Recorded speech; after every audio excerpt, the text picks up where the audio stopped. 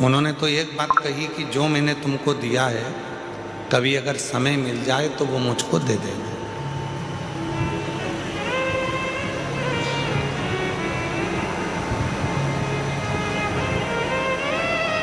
और भगवान देवादिदेव महादेव ने हमको क्या दिया? ये चित्त, ये मन, ये आत्मा, दत्त, संपदा, मकान, जमीन, गाड़ी, बंगला, जायदाद, ये सब दूसरे ने दिया। पर केवल एक वो आत्मा, केवल एक वो चित्त, केवल एक वो मन,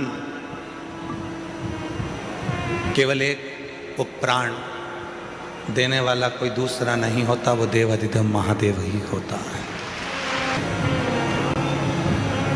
आत्मा को लिंग कहा गया,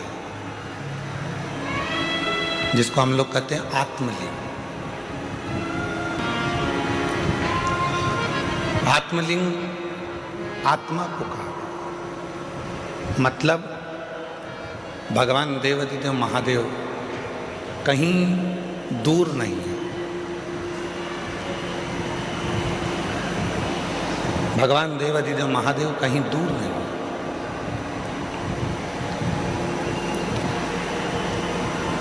भगवान शिव तो हमारी इस आत्मा के रूप में विराजमान।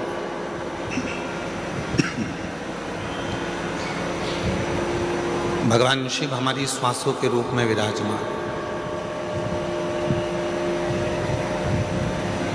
अब दुनिया के लोग क्या करते हैं? आज आप लोगों से एक ग्रीन शिवरात्रि के रूप में आप लोगों से कहा गया था कि एक एक वृक्ष लगाएं, और आप लोगों ने एक एक वृक्ष लगाया, एक एक वृक्ष आप लोग रोपित करें। क्यों कहा?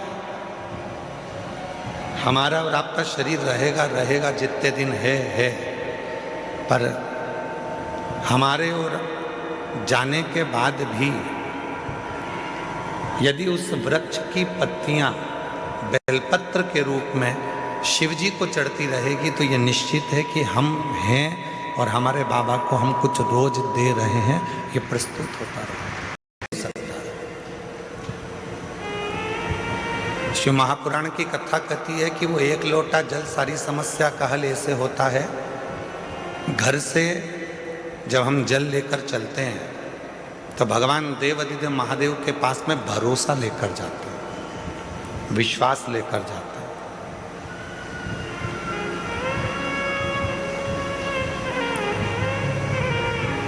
ये आत्मलिंग जब शिवलिंग के सामने जाता है और आत्मलिंग और शिवलिंग के बीच में जो जल चढ़ाया जाता है, जो जल चढ़ता है, वो आत्मलिंग और शिवलिंग के विश्वास को, भरोसे को दृढ़ कर देता है। फिर दुनिया का ऐसा कोई काम नहीं रहता जो आप कर नहीं सकते। दुनिया का ऐसा कोई कार्य नहीं होगा जो आप कर नहीं पाओगे, फिर वो कार्य पूर्ण होता ही, वो कार्य सफल होता ही है। की पवित्र कथा कर रहे हैं। शिव को रामचरितमानस में विश्वास कहा, और जब व्यक्ति के जीवन में विश्वास प्रबल हो जाता है, भरोसा दृढ़ हो जाता है, तो उसका कार्य अपने आप सफल होना प्रारंभ हो जाता है। अपने आप वो कर्म भी करता है, मेहनत भी करता है, परिश्रम भी करता है, और शिव पर भरोसा कर कर आगे भी बढ़ता है। पर कभी कभी ऐसा योग भी बन जाता है कि हम मंदिर जाते जाते, भगवान का दर्शन करते करते, भगवान को एक लोटा जल चढ़ाते चढ़ाते, भजन करते करते, कभी कभी ऐसा भी समय आ जाता है कि हमारा मन, एक दिन ऐसा होता है कि अब मंदिर नहीं जाऊं तो अच्छा, बहुत दिन हो गए। रोज कथा सुनते हो, प्रतिदिन कथा को श्रवण करते और कभी कभी मन ऐसा भी कर जाता है कि अब 2-4-8 दिन अभी जरा मैं अभी कथा नहीं सुनूंगी, अभी मैं सीरियल देखूंगी, नाटक देखूंगी, कभी कभी मन कर।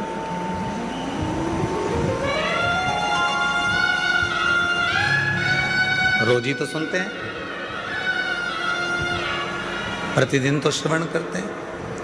अब मैं कथा ना सुनकर मैं नाटक की, अब मैं इतने दिन मैंने कथा सुन ली है, इतने दिन मैं मंदिर चली गई हूँ, इतने दिन मैंने सत्संग कर लिया, इतने दिन मैंने कीर्तन कर लिया, इतने दिन मैंने मंत्र जाप कर लिया, इतने दिन मैंने नाम जाप कर लिया है, अब मैं थोड़े दिन नहीं करूँगी। क्यों? कभी आपने विचार करा कि ऐसा मन में भाव क्यों आ जाता है, किस लिए आ जाता है? गुरु में और भगवान में एक बहुत बड़ा अंतर है। गुरु में और परमात्मा में एक बहुत बड़ा अंतर है। गुरु में और ईश्वर में एक बहुत बड़ा अंतर है। गुरु में और भगवान में एक बहुत बड़ा अंतर है। गुरु का काम है आपको मंदिर तक भेजना। गुरु का काम है आपके हाथ में माला पकड़ाना। गुरु का काम है आपको शंकर के मंदिर तक भेजना। गुरु का काम है आपको कथा तक भेजना। गुरु का काम है आपको भजन तक भेजना। गुरु का काम है आपको मंदिर तक भेजना। और परमात्मा का काम क्या है? भगवान का काम क्या है? बिल्कुल इसके विपरीत।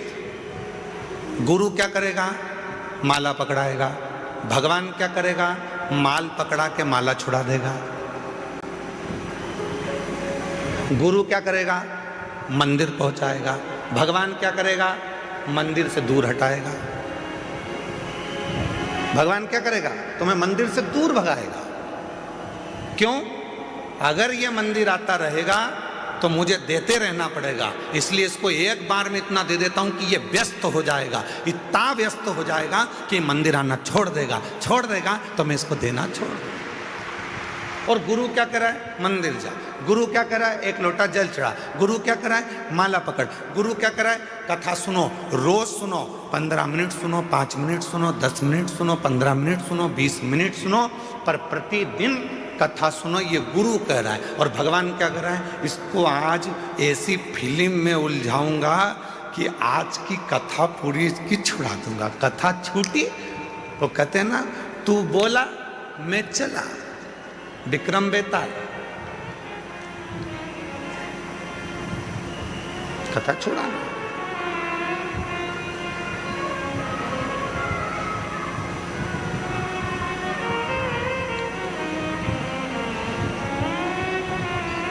गुरु मंदिर भेज रहा है, गुरु शिवालय तक भेज रहा है, गुरु परमात्मा के पास भेज रहा है, गुरु सत्संग में भेज रहा है, गुरु परमात्मा की भक्ति में भेज रहा है। और परमात्मा मंदिर को छुड़ा रहे हैं, माला छुड़ा रहे हैं, सत्संग छुड़ा रहे हैं, भजन छुड़ा रहे हैं। अगर ये भजन करता रहेगा, सत्संग करता रहेगा, नाम जाप करता रहेगा, स्मरण करता रहेगा तो मुझे देते रहना पड़ेगा। वो छुड़ा रहा। पर मेरी जीजियों, मेरे जीजाओं, मेरी बेटियों, बेटाओं, मेरे बुजुर्ग माँ बाप, एक बात को याद रखना अपनी जिंदगी में, कितनी भी उलझन जिंदगी में आ जाए और कितनी भी दौलत जिंदगी में मिल जाए, आप शंकर भगवान के मंदिर जाना मत छोड़ना। वो तुम्हारी उलझन मिटाना नहीं छोड़ना।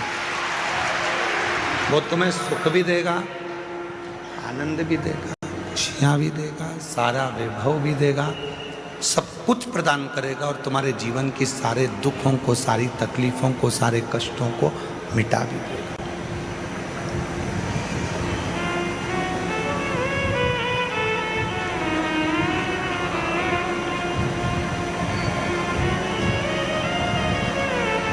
दूसरे पर करा हुआ भरोसा टूट सकता है, पर परमात्मा पर करा हुआ भरोसा कभी नहीं टूटता, कभी।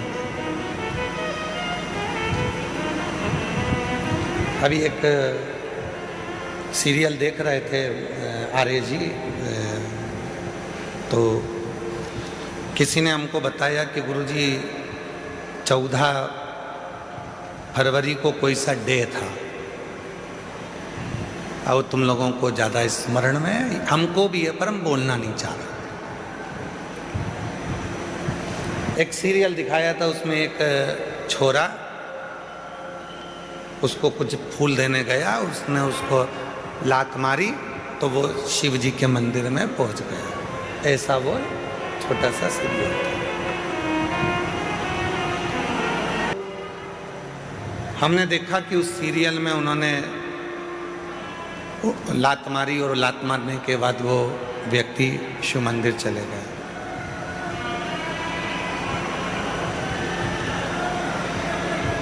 शिव कथा कर रही है, भगवान देवाधिदेव महादेव का चरित्र कह रहा है, भगवान शंकर की कथा कर रही है कि दूसरा कोई व्यक्ति हमको लात मारे तब हम शिव जी के पास में जाएं, ये ठीक नहीं है। शिव महापुराण की कथा कहती है कि इस मन को शंकर से ऐसा जोड़ लो कि किसी की सामर्थ्यता ना हो तुम्हें लात मारने की, किसी की सामर्थ्यता।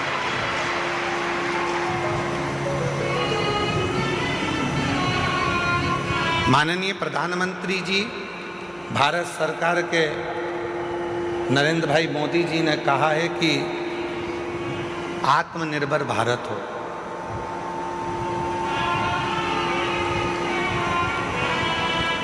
क्यों कहा आत्मनिर्भर भारत का? भारत के लिए इसलिए कहा कि वो भी जानते हैं जब हम अपना खुद का कोई कार्य करेंगे, खुद की फैक्ट्री डालेंगे, खुद का कोई कार्य करेंगे, तो किसी दूसरे देश की हिम्मत नहीं होगी हमको ठोकर मारने की, बल्कि हम उनको ठोकर मार देंगे। स्वयं निर्माण करें। सभी वाद्य यंत्र जरा शांत रखें।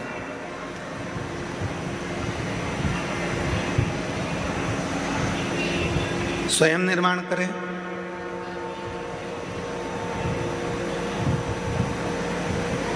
स्वयं अपना कार्य करें, किसी दूसरे की सामर्थ्य ना हो तुमको ठोकर मारने की। आप स्वयं इतने प्रबल बने।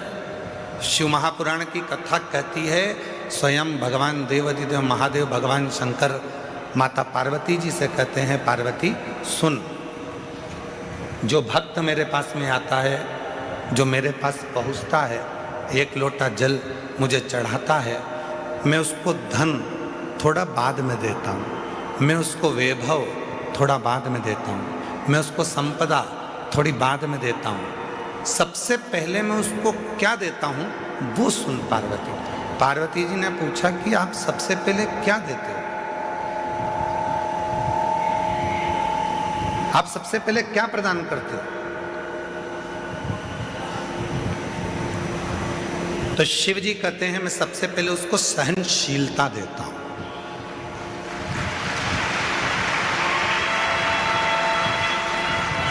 आज के जमाने में व्यक्ति के पास सहनशीलता नहीं है।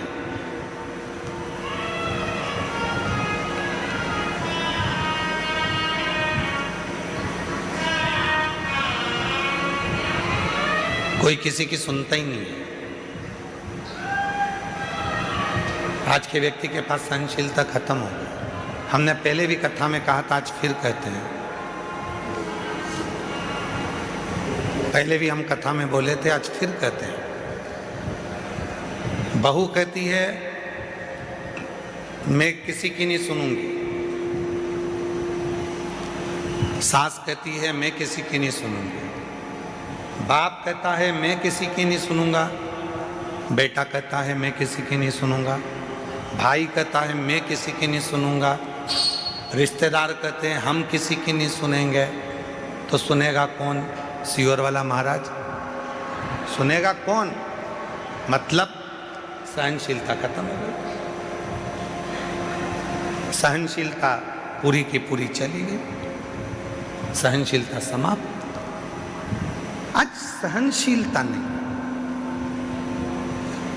शिव कथा कर रही है, भगवान शंकर का चरित्र कह रहा है, शिव महापुराण की कथा कर रही है पार्वती जो मेरे पास में आता है, पार्वती जो मेरे पास पहुंचता है, पार्वती मैं उसको धन देता हूं, पर दूंगा थोड़ा रुक कर। वैभव दूंगा थोड़ा रुक कर, संपदा दूंगा थोड़ा रुक कर, कुर्सी दूंगा थोड़ा रुक कर, प्रतिष्ठा दूंगा थोड़ा रुक कर, पर सबसे पहले मैं उसको देता हूं सहनशीलता। क्यों? क्योंकि जब व्यक्ति को मैं धन देता हूं, व्यक्ति को जब मैं वैभव देता हूं, व्यक्ति को जब मैं सत्ता देता हूं, व्यक्ति को जब मैं संपदा देता हूं, जब वो उन्नति की सीढ़ी पर चढ़ना प्रारंभ करता है, तब लोग उसको ताने देना प्रारंभ करते हैं। उस समय पर उसको सहनशीलता की जरूरत पड़ती है, सहन करने की जरूरत है। शंभु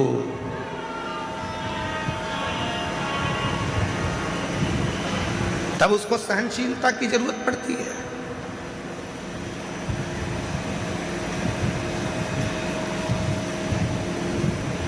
धन दे दिया मैंने और उससे सहन ही नहीं हुआ।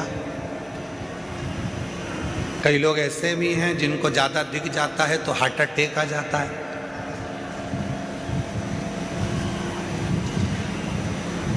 कई लोगों को हमने देखा मीडिया में भी और अन्य न्यूज़ चैनलों पर, कोई व्यक्ति एक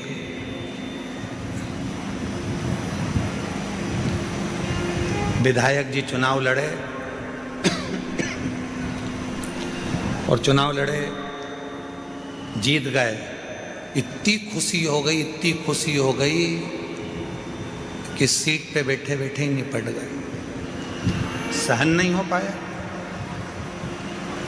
सहनशीलता ही नहीं रही।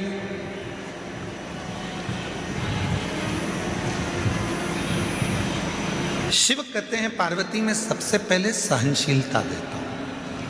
आप जब शिव जी के मंदिर जाना चालू करेंगे, भगवान शंकर के मंदिर में जाना चालू करेंगे, शिव जी को एक लोटा जल चढ़ाना प्रारंभ करेंगे, तो शंकर भगवान सबसे पहले आपको सहनशीलता देंगे। तू मेरे मंदिर में आएगी, झाड़ू लगाएगी, पोछा लगाएगी, साफ करेगी, दुनिया के लोग तुझे ताना देंगे, आड़ा टेढ़ा कहेंगे, अपशब्द कहेंगे, तुझे सहन करना आना चाहिए।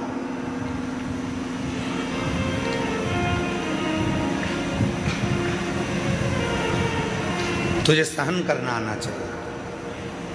इसलिए शिव सबसे पहले देते हैं तो सहनशीलता देते हैं। शंकर भगवान देते हैं तो सबसे पहले सहनशीलता देते हैं, सहनशीलता। और आज शिवरात्रि है, देवादिदेव महादेव की वो रात्रि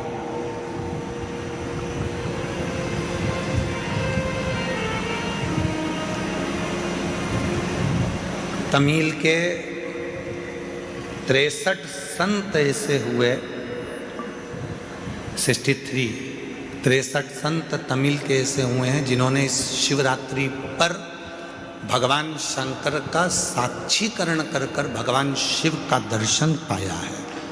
अब जब भारत की भूमि के मनुष्य के रूप में जन्मे हुए वो 63 संत, वो 63 साधु, वो 63 सन्यासी, वो 63 साधारण गृहस्थी जब भगवान शिव का दर्शन कर सकते हैं, तो इस शिवरात्रि पर जब हम और आप भगवान शंकर की अविरल भक्ति को धारण करेंगे तो क्या शिव का दर्शन नहीं होगा?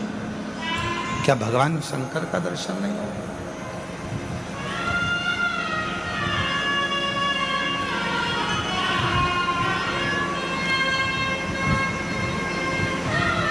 बस उसको भजने का तरीका है,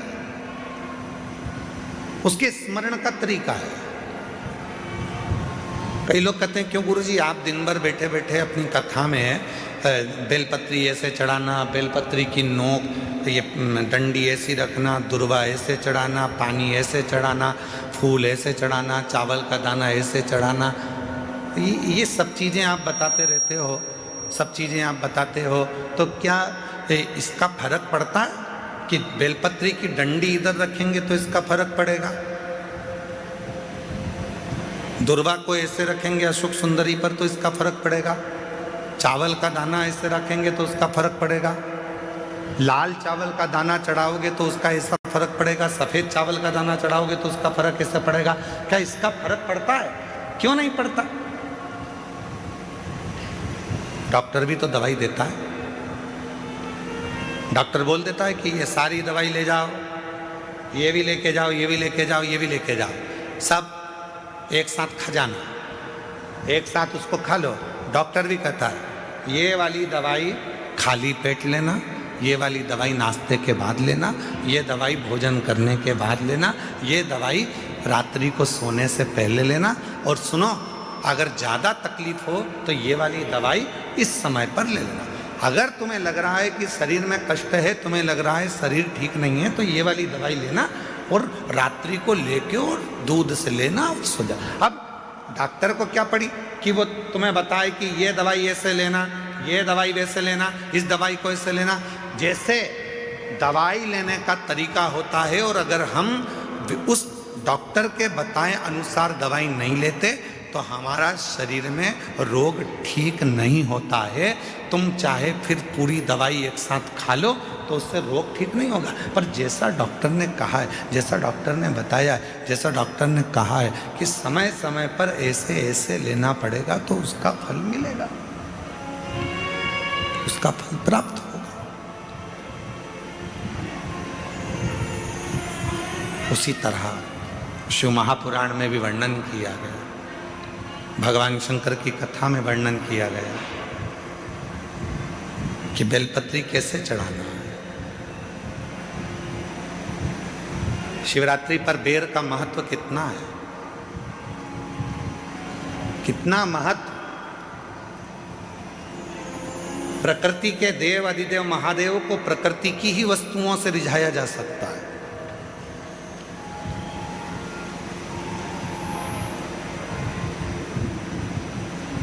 उनको रिझाने के लिए बहुत आडंबर की जरूरत नहीं पड़ती है।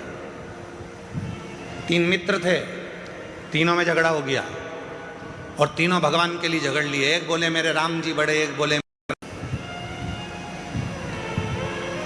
पर 3 दोस्त थे, लड़ लिए।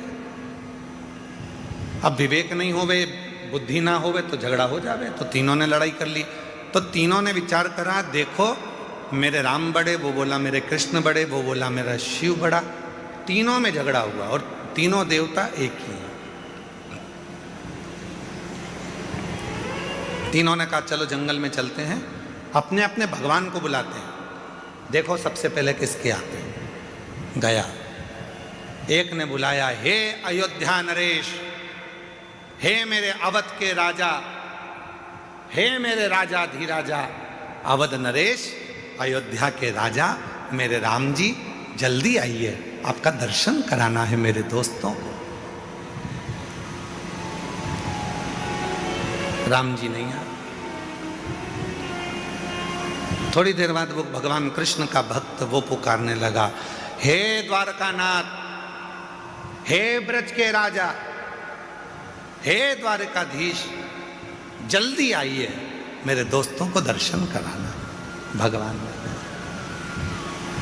और थोड़ी देर बाद तीसरा नंबर का जो दोस्त था, उसने एक जमीन पे से कंकर उठाया, हाथ पे रखा, ओ भोला जल्दी आ जा, पार्वती बुला रही है। शंकर जी तुरंत प्रकट हो गए।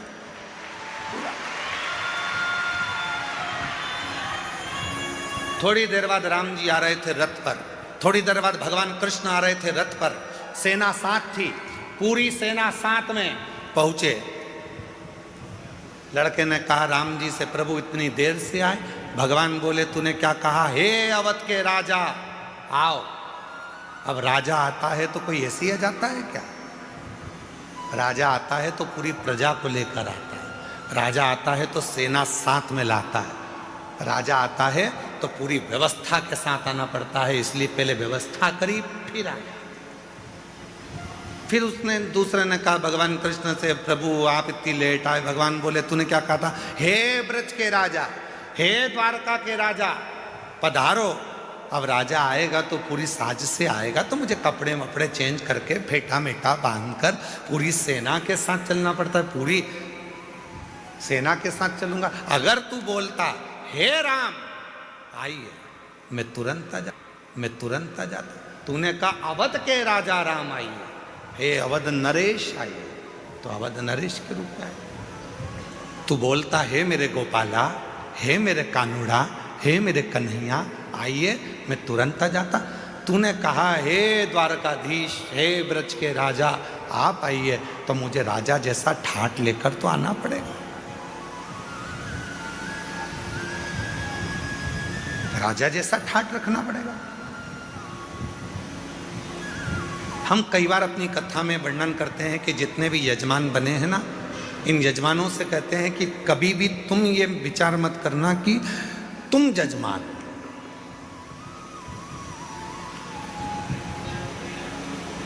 बुद्धि से निकाल दो कि तुम जजमान। तुमने ये सोच लिया कि मैं जजमान हूं, मेरे भोजन की व्यवस्था ऐसी करना चाहिए, मेरे रुकने की व्यवस्था ऐसी करना चाहिए, मेरे लिए गादी ऐसी लगाना चाहिए, मेरे लिए इस तरह का सोफा लगाओ, मेरे लिए ऐसी कुर्सी लगाओ। तुम्हें मालूम नहीं है मैं मुख्य यजमान हूं। मैं छोड़ दो कि तुम जजमान। जजमान बनाया किसने? उसने। बिठाया किसने? उसने।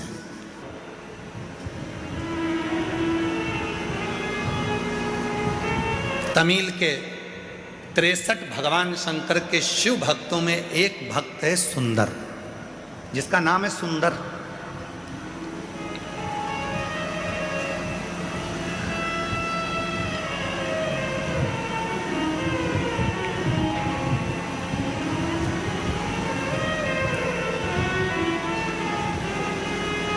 ये कथा उस व्यक्ति के लिए है जो लोग कह देते हैं कि सीहोर वाले महाराज के जितने भक्त हैं शंकर जी के, कभी कभी बिना नहाए मंदिर में आ जाते हैं। ये उनके लिए है।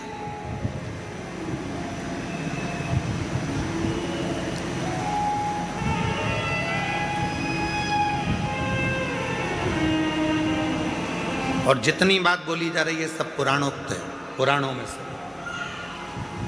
शिव महापुराण की व्यासपीठ से कोई भी बात बिना पुराण की एक भी नहीं निकलती। पुराण के अंश में से तमिल की शिव संप्रदाय की पुराण को निकालिए, उसमें सुंदर भगत का चरित्र आएगा। सुंदर भगत, जिसका नाम है सुंदर। 63 भक्तों में से एक भक्त हैं सुंदर भगत। छोटे थे, बचपना था, 5 साल की उम्र थी। माँ रोज शिव की आराधना करती थी, शंकर की साधना करती थी, शिव मंदिर में जाती थी, बच्चे को साथ ले जाती थी।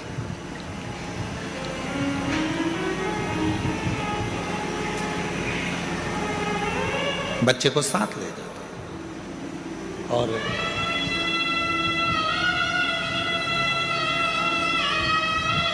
बच्चा नहाता भी नहीं, मुख धोता भी नहीं, मां के साथ चले जाता।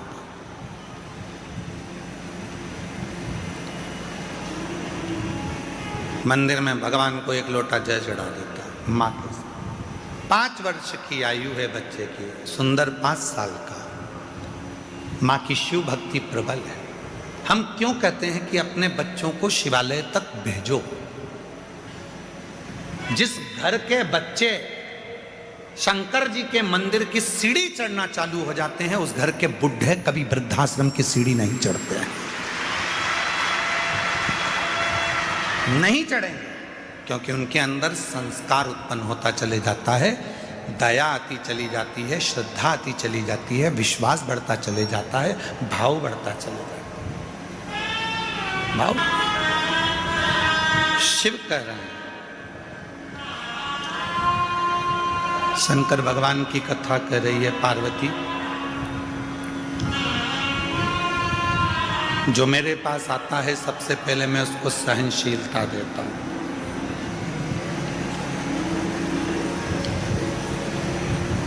सबसे पहले मेरे भोले बाबा आपको सहनशील बनाएंगे, क्योंकि हो सकता है कि आपको जब वो वैभव देगा, धन देगा, संपदा देगा, सत्ता देगा, कुर्सी देगा, दौलत देगा, तो हो सकता है कि कुछ तुम्हारी जिंदगी में तुम सहन ना कर पाओ। वो सहनशीलता देता। और जिस दिन तुम्हारे जीवन में सहनशीलता आ जाती है, फिर वो तुमको सब कुछ देना प्रारंभ कर देगा, सब कुछ देगा। दुनिया के आगे प्रभु चुपचाप मेरे का, दुनिया के आगे प्रभु चुपचाप मेरे का, मेरा तू ही तो हमदर्द है, जिससे हर दर्द कहता हूँ, मेरा तू ही तो हमदर्द है, जिससे हर दर्द कहता हूँ। देगा, सहनशीलता के साथ में सब कुछ देगा। पार्वती, एक भक्त है जिसका नाम है सुंदर। 5 वर्ष की आयु है। तमिल की पुराण में इसका वर्णन है। 63 शैव संतों में इनकी गिनती है। सुंदर नाम है। माँ के साथ में शिव मंदिर जाते हैं, शिव मंदिर में जल चढ़ाते हैं। नहीं नहा पाया, स्नान नहीं कर पाया। बच्चा है, माँ ले गई मंदिर में, चलो जल चढ़ाना चलो। बच्चा पहुंच गया माँ के साथ में जल चढ़ाने के लिए शिवालय में, शंकर के मंदिर में जल चढ़ा।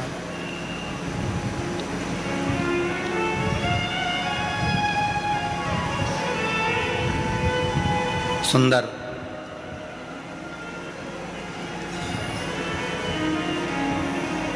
नियम बन गया उसका कि मेरे को मंदिर जाना है। माँ अब सुंदर को लेकर मंदिर जाती नहीं, अब सुंदर माँ को लेकर मंदिर जाता। सुंदर माँ को लेकर मंदिर जाता।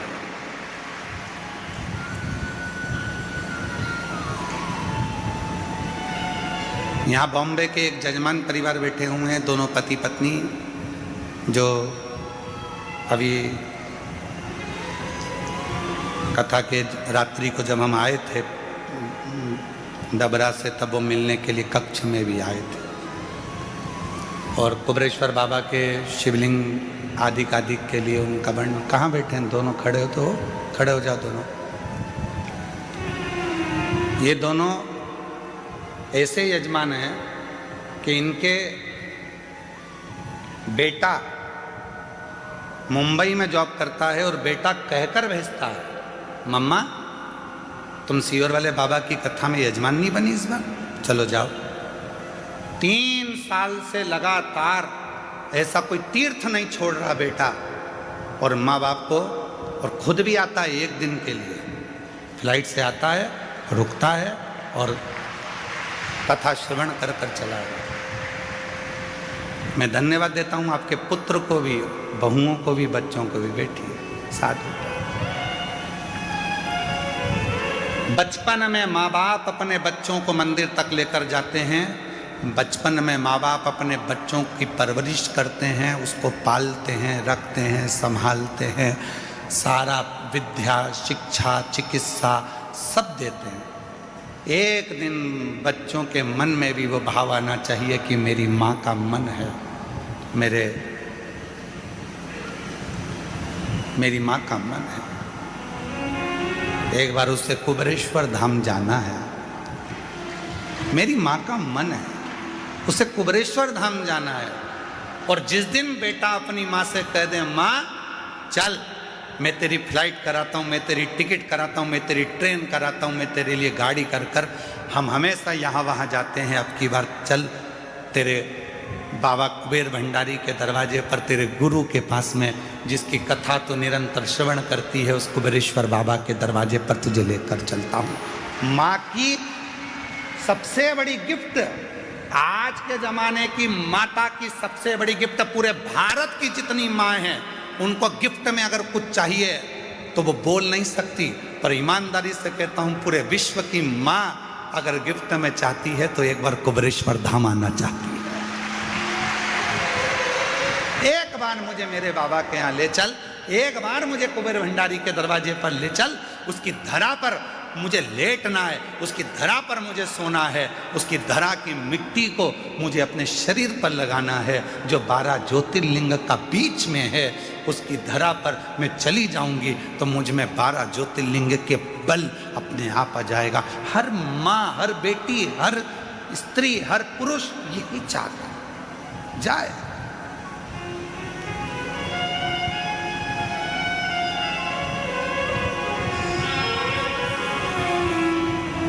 सुंदर की माँ पहले मंदिर लेकर जाती थी, अब सुंदर मंदिर लेकर जा रहा है। मम्मा चलो, आई चलो।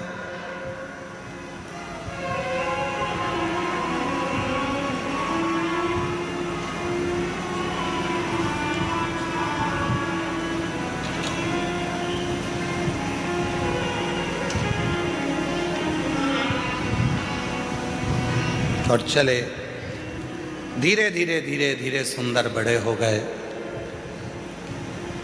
मंदिर जाते, घर में कोई काम काज करने वाला नहीं था तो सुंदर ही काम करता।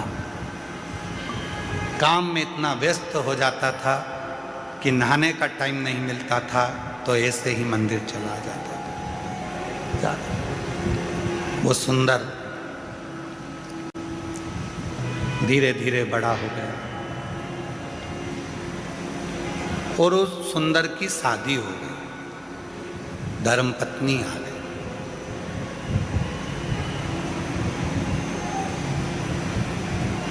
और धर्म पत्नी आई,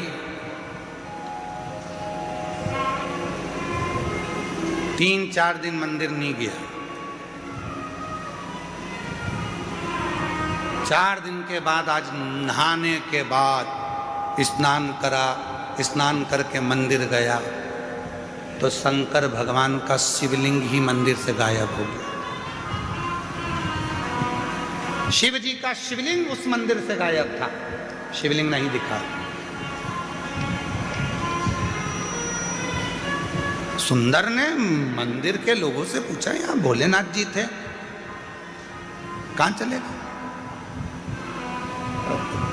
उस शिवलिंग का नाम भी लिखा था, हम थोड़ा ध्यान में नहीं आ रहा है इसलिए हम उस शिवलिंग का नाम नहीं बोल पा रहे। उस मंदिर का भी नाम लिखा था, मंदिर में से शिवलिंग गायब हो गया।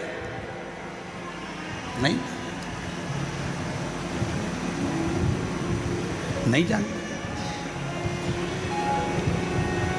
वो शिवलिंग का नाम और मंदिर का नाम हम भूल गए। अगर आप लोग कभी उस सुंदर की कथा गूगल पे सर्च मारेंगे तो अगर आप पुराण में से निकालेंगे तो उसमें उस मंदिर का नाम भी आ जाएगा और उसका स्थान भी आ जाएगा। शिवलिंग गायब हो गया, नहीं गया।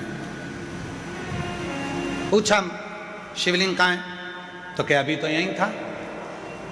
सुंदर जैसे बाहर निकले, अंदर के मंदिर में जो पुजारी थे उनने आवाज लगाई, अरे सुंदर जल्दी आ, शंकर जी ये रहे। सुंदर फिर आया तो शिवलिंग फिर गायब हो गया।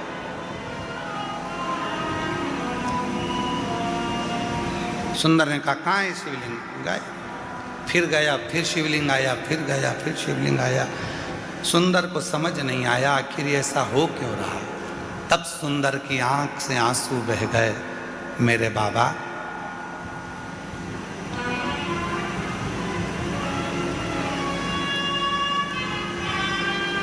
मेरी शादी हो गई इसलिए क्या तुम रूठ गए?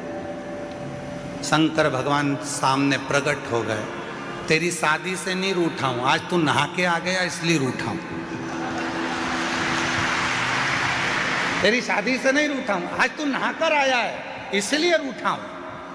रोज बिना नहाए आता था तो लगता था मेरा बेटा आया है, आज ऐसा लग रहा है कि कोई पराया आया है।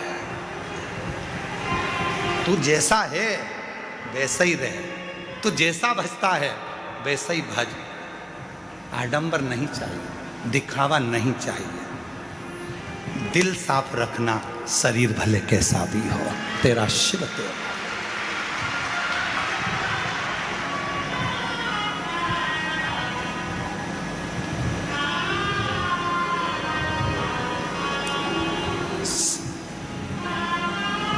अब रोज बिना नहाए जा रहा है। एक दिन शिव जी ने फिर उसको रोक लिया। सुंदर, कहाँ जा रहा है? घर जा रहा। मैंने सोचा कि चलो भोलेनाथ जी अकेले होंगे, दर्शन कर चलो। एकांतेश्वर महादेव है।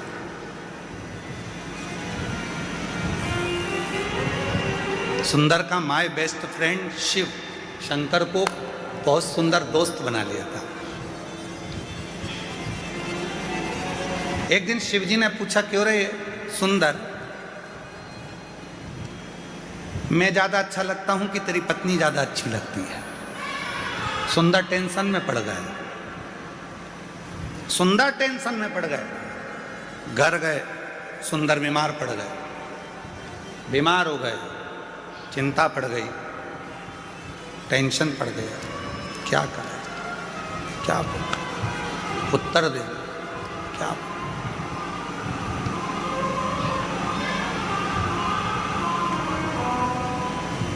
क्या बोल?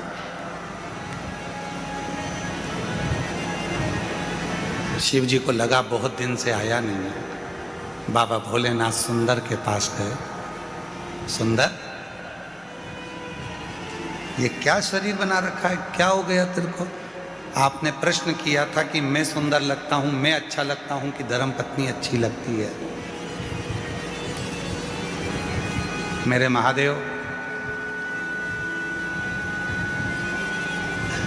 आप मेरे हृदय में, रोमावली में, श्वासों में रमण करते हो। शादी तो मैंने की ही नहीं है। मेरे हृदय में जो तुम्हारा निवास है, तो विवाह भी तो तुम्हारा ही हुआ है। मेरा तो कुछ है ही नहीं। तन मन धन सब कुछ तेरा, तो ये तन तेरा है, इसमें रह रही आत्मा तेरी है, इसमें रमण करने वाली श्वास तेरी है। तो शादी मैंने कब करी थी? सुंदर ने कहा, विवाह मेरा नहीं, विवाह तुम्हारा हुआ है, इसलिए परिवार भी तुम्हारा है, घर भी तुम्हारा है, जायदाद भी तुम्हारी है, धर्म पत्नी भी तुम्हारी है और बच्चे भी तुम्हारे हैं। इसलिए संभालना भी तुम्हें है, मुझे नहीं। और जिस दिन संसार के लोगों को ये लगने लगेगा कि केवल तुम कहने से कि मैं तुम्हें बहुत स्नेह करता हूँ, प्यार करता हूँ, प्रेम करता हूँ, ये केवल शब्दों में नहीं रहना चाहिए। शब्दों में नहीं होता। इसलिए कहते हैं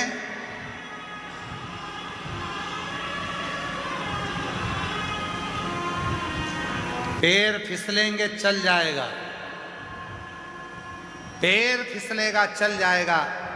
शिव पुराण कहती है, पर जिंदगी में कभी जीवान नहीं फिसलना चाहिए। जीवान फिसली वो नहीं चले, पैर फिसल गए चलेगा, पर जीवान ना फिसले। भगवान जब समृद्धि देता है, वैभव देता है, संपदा देता है, दौलत देता है, धन देता है, प्रतिष्ठा देता है, तो व्यक्ति की जीवान फिसलने लगती है। तू मुझे जानता नहीं है, तू मुझे क्या मानता है, मेरी वहाँ पहचान, मेरी वहाँ पहचान, मेरे पास इतना धन, इतना वैभव, इतनी प्रतिष्ठा, सब मेरा। फिसलने लगे, फिसले ना, उसका दिया हुआ, उसने दिया है।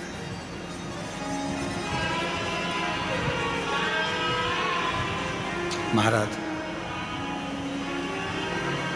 इसलिए शिव कथा कह रही है, भगवान शंकर का चरित्र कह रहा है, देवाधिदेव महादेव का संवाद कर रहा है।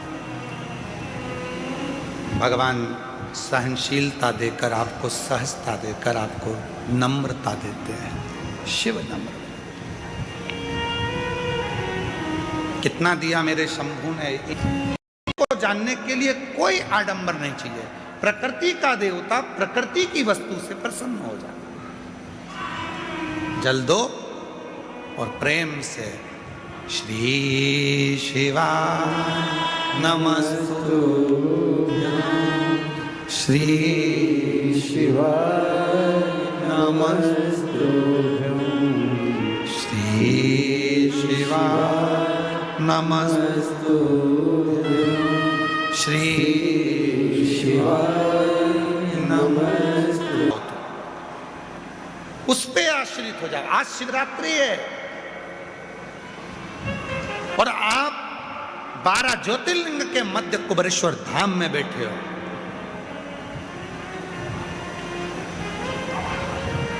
लोग कहते हैं हम चलते हैं तो कंकर चुभते हैं, तुम्हारी दृष्टि में कंकर चुभते हैं। वो कंकर भी तुम्हारे ना जाने कितने दुख खींच रहा है तुम्हारे चलने पर।